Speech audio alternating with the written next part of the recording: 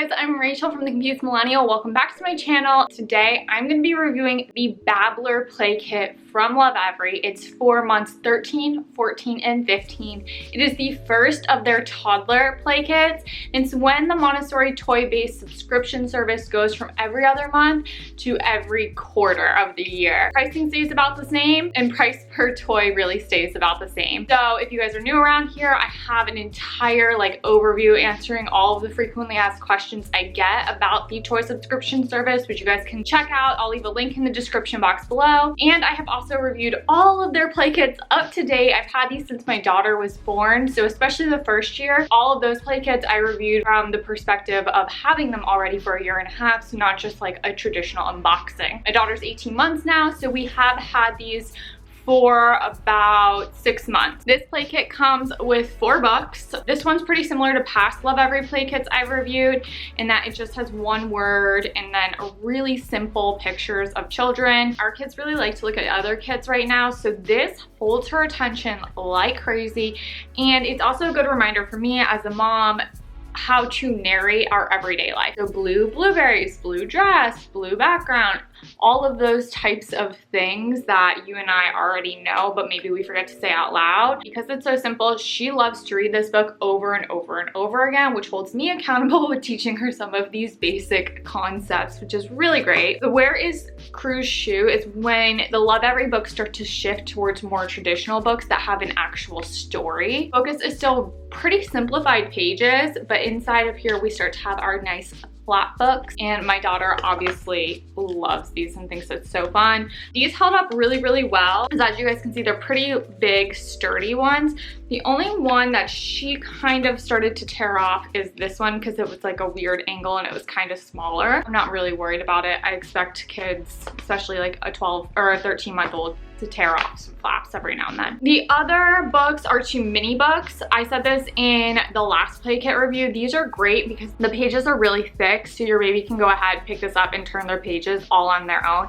And this book doesn't even have words, so it really is for them to just look at, explore. You can narrate along with them, but my daughter is constantly walking around the house reading this book to herself. We also give her these in her car seat when we're going places. She got all 4 of her molars in though at one point, and she did use this as a teether. Fortunately, the actual pages themselves were really not impacted by her chewing them, and also because all of Lovevery's products are really high quality and well made, I didn't really stress about this. All the inks are soy based, all of the cottons are organic, and all of the woods are sustainably sourced. So I know at least if she was gonna chew a book, I'd rather it be Lovevery than some other one that I don't know what's in their product. The next group of items that come in this play kit are a series of balls. This is a classic Montessori ball. It has a lot of little grippy textures, which is great for little fingers.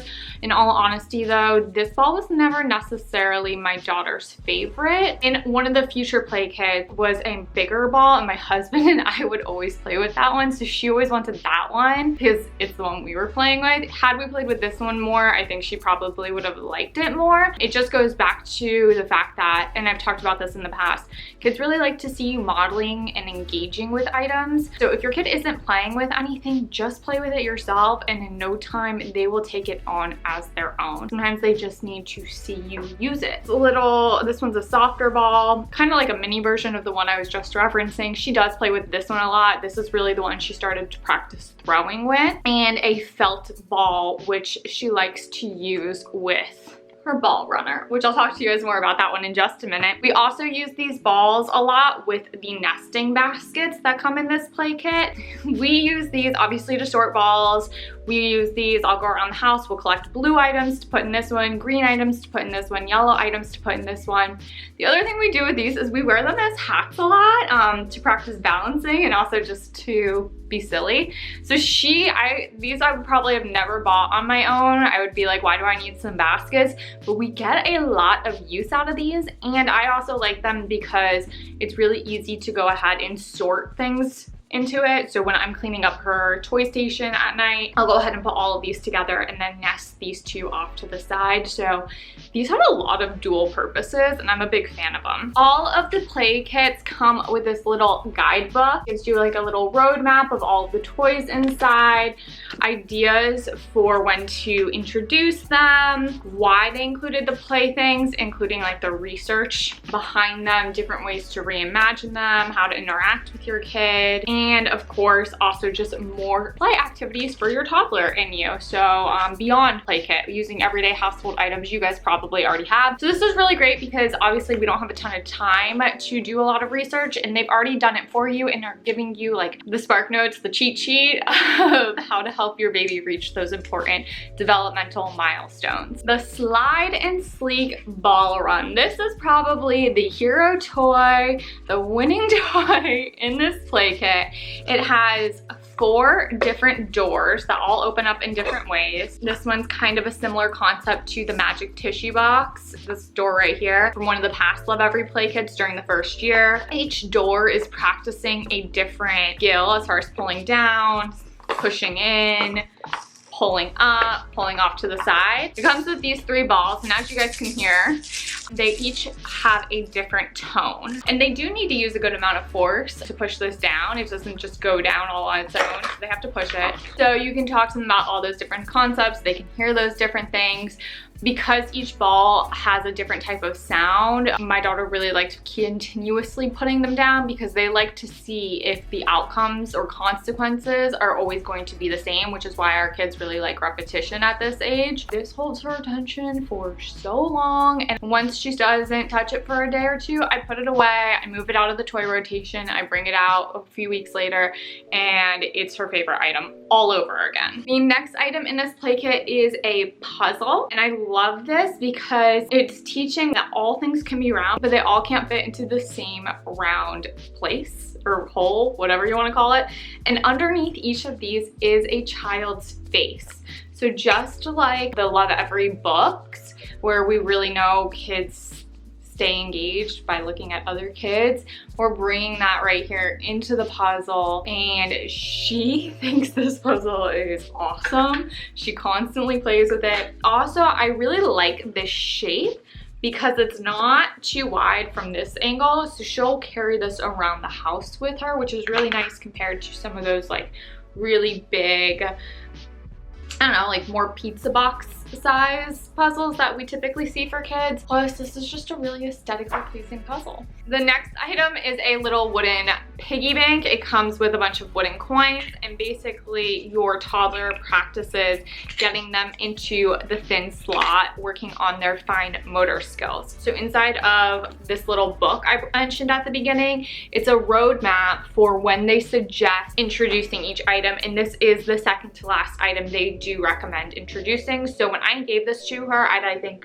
it was 13 months. She didn't necessarily play with it right away. I had to model this for her quite a bit. And then when I reintroduced it a month later, she loved it. But with that said, this is not a toy that you can give them and go cook dinner. Even once they get to the point of being able to do it on their own and loving it, because she really does love this toy, I have to be there to help reset it, because once the coins are all in the bank, you have to flip it over to get the base off to give them all of the coins. So this is a great toy. She does love playing with it. It's one where you should expect to really be in there playing with your child.